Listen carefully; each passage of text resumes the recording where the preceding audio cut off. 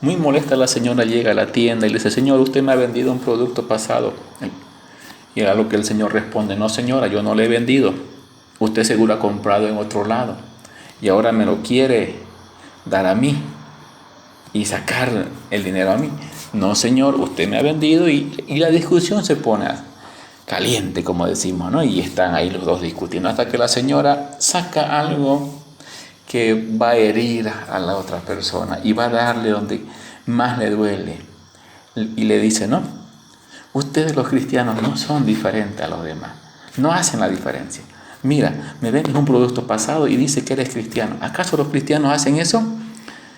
Y eso fue algo quizás doloroso para la persona que lo hace aceptar que se equivocó y aunque hay a regañadientes dice, está bien, devuélvame el producto y tome su dinero y no moleste, ¿no? Aunque no aceptó que de buena manera que se equivocó. ¿Cuántos cristianos hacemos eso? De no marcar la diferencia, de no ser diferentes como dijo la señora. Lastimosamente muchos, por no perder algo o por no quedar mal, no marcamos la diferencia, ¿no? En nuestra relación, en nuestra familia, en la relación, en la sociedad, con los amigos, con los vecinos, en el trabajo, no somos diferentes, no marcamos la diferencia. Y esa debe ser nuestro pensamiento y nuestra reflexión. ¿Estoy siendo diferente? ¿Estoy marcando la diferencia en esta sociedad? El apóstol Pablo en el versículo 2 de Romanos 12 nos llama a eso. Dice de la siguiente manera el versículo: no os conforméis a este siglo, sino transformaos por medio de la renovación de vuestro entendimiento, para que comprobéis cuál sea la buena voluntad de Dios agradable y perfecta. El apóstol Pablo nos pide que marquemos la diferencia. ¿Y cómo? A través de un mandato. Él nos dice, no se conformen a este siglo. Recordemos que en el versículo 1 el apóstol Pablo decía, ¿no?, que nos presentemos a Dios como un sacrificio vivo. ¿Y cómo vamos a llegar a ese sacrificio vivo? Siendo diferentes en este mundo, no conformándonos a este siglo. La idea de conformarse a este siglo es de amoldarse a él, de adaptarse. Es como esa pieza de rompecabezas que entra cabal donde toca que entre. A veces los cristianos nos adaptamos tan bien al mundo que parecemos uno más del mundo. La idea es de no conformarse, de no adaptarse, de no convivir como el mundo convive. Y es este siglo.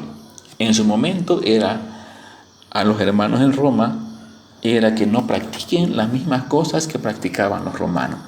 Y en Romanos 1:20 al 32 el apóstol Pablo dice aquello y muestra cómo el hombre se fue depravando en sus deseos pecaminosos. Pablo le dice, no hagan lo mismo que ellos hacen. Y a nosotros nos llega también. No hagamos lo mismo que el mundo hace. No se conformen a este siglo. ¿Cuántos cristianos hacemos eso, no? Nos amoldamos a este siglo. ¿Cuántos cristianos sobornamos? ¿Cuántos cristianos negociamos de manera ilícita? ¿Cuántos cristianos no hemos cambiado el vocabulario porque simplemente queremos caerle bien a los que están a nuestro alrededor? Queremos parecer uno más de los que están en ese grupo social y no estamos marcando la diferencia. Por ahí un cristiano no es molesto irse a un baile, tomar unas cuantas copas de alcohol, bebidas alcohólicas, y no somos diferentes. Pero el apóstol Pablo dice, no se conformen a este siglo. Es algo que cambia. Sino más bien el apóstol Pablo dice, sino transformaos, transfórmense, ¿no? Es una solicitud que hace el apóstol Pablo a los hermanos. ¿Y cómo viene la transformación? Viene de un cambio de mente. Por eso dice, por medio de la renovación de vuestro entendimiento. Para que mis acciones cambien, para que mi vocabulario cambie, para que mis prioridades cambien. Tiene que cambiar lo que tengo en la mente. Tiene que salir todo lo malo de mi mente y entre la palabra de Dios a mi mente y que la palabra de Dios desde mi mente controle todo mi ser. El Señor Jesús hizo eso. ¿Cuántas veces el Señor Jesús dijo, escrito está, escrito está? El apóstol Pablo lo mismo, la palabra, la palabra, la palabra. Por eso tenemos que cambiar nuestra mente, tenemos que renovar lo que tenemos en nuestra mente y que nuestra mente esté llena de la palabra. ¿Cuánto interés ponemos en estudiar la palabra, en memorizar la palabra, en que la palabra nos vaya transformando? Pero hay que tener un pequeño cuidado con la palabra. Que no memoricemos la palabra por religiosidad, simplemente y para jactarnos, sino que sea como dice el apóstol Pablo, para cambiar nuestra mente, para cambiar nuestras acciones. Y todo esto tiene una meta. ¿Por qué debo marcar la diferencia? Para comprobar, dice el apóstol Pablo, la buena voluntad de Dios. La idea de comprobar es que podamos llegar a probar o a aprobar lo que es bueno para Dios.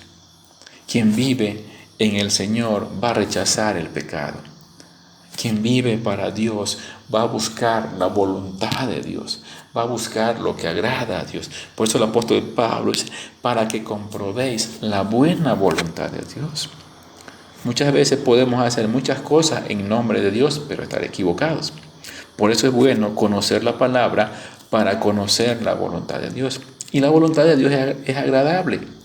Nada de lo que Dios hace en favor de nosotros va a ser para perjudicarnos, sino más bien va a ser para edificarnos, porque su voluntad es agradable, su voluntad es perfecta. Y en esto tiene que ver el Señor, ¿qué quieres que haga? Señor, ¿cuál es tu voluntad para mi vida? Muchos cristianos no están andando en la voluntad de Dios porque simplemente no están en comunión con Dios, porque en su mente no está la palabra de Dios.